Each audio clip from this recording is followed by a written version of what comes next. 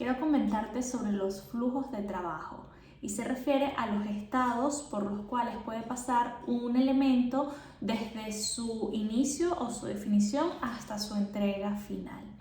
Esto es importante porque cuando estamos en un ciclo de Scrum, generalmente en el día a día estamos trabajando con historias de usuario donde pasan por diferentes fases del proceso de entrega, y cuando lo tenemos visualizado y categorizado, podemos por un lado identificar dónde pudiera estar fallando el flujo de trabajo, dónde se están acumulando más tareas, por ejemplo, o también podemos buscar maneras de hacer más eficiente ese flujo de trabajo.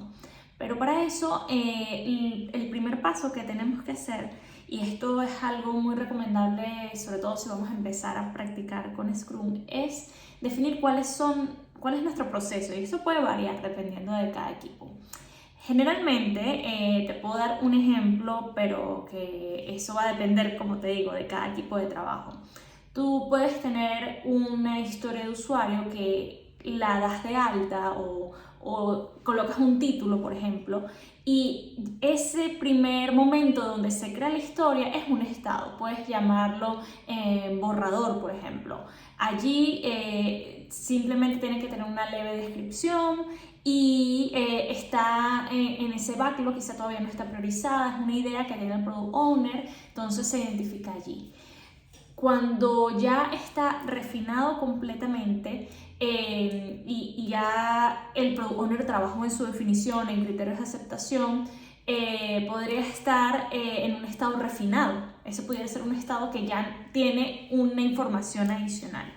Hay equipos que cuando van a hacer un refinamiento, las historias de usuario tienen que estar en este estado para poder ser evaluadas. Entonces eso es parte de una política de trabajo. Allí, una vez que el equipo la estima la historia de usuario o la evalúa o ya la ponen dentro de una posición dentro del backlog, eso pudiera ser también un estado donde está listo para ser incorporado en un sprint. Ahí es cuando cumple el definition of ready.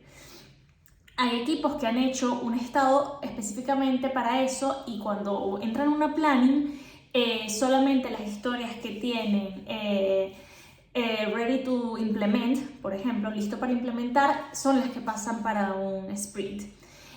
Hay otras que ya una vez que comienza el sprint a trabajar, hay un estado que es ya in progress, o sea que es cuando un desarrollador coge la historia de usuario y empieza a trabajar en ella. Esto puede ocurrir en diferentes momentos del sprint. Entonces es allí importante porque podemos empezar a medir cuánto tiempo es el trabajado completamente en la historia, desde ese punto en que lo toman. También hay un estado que es bloqueado, y es cuando cualquier tercero, incluso dentro del mismo equipo, hay algo que pasa que no se puede seguir trabajando en esa historia de usuario, entonces por ahí también podemos tener un estado adicional. Hay equipos que les gusta tener un estado ready to test o in testing. Algunos lo colocan dentro del mismo in progress, otros lo colocan por separado, pero bueno, es para identificar cuando ya está en pruebas. Y si tienen a un QA también pueden entrar en ese momento, pueden entrar también desde antes, ahí ya depende un poco de la dinámica del equipo. Hay un estado que suele ser como completado o listo el desarrollo, porque es como cuando ya se termina la historia, pero queda en espera a que el product owner la apruebe. Entonces, una vez que el product owner la ha aprobado y funciona correctamente según los criterios de aceptación o los acuerdos que haya hecho el equipo, entonces puede cambiar de estado la historia a un terminado, aprobado. Y una vez me pasó, por ejemplo, en un equipo que ellos cerraban sprints y daban algunas historias por terminadas, pero no estaban en producción y tuvieron que hacer un estado adicional donde era ya en pro. Entonces, allí, como te digo, depende un poco del flujo que tenga tu equipo, pero también es importante identificarlo y mantener la información actualizada, porque eso te puede ayudar a sacar métricas, te puede dar transparencia del trabajo que se está haciendo, puede ayudar también a cualquier persona del equipo o fuera del equipo para para tener una foto de cómo está todo en el equipo que lo está desarrollando. Entonces esto tiene bastantes beneficios y se trata de eso, de el flujo de trabajo y los estados hay que identificarlos y manejarlos de una manera también eficiente.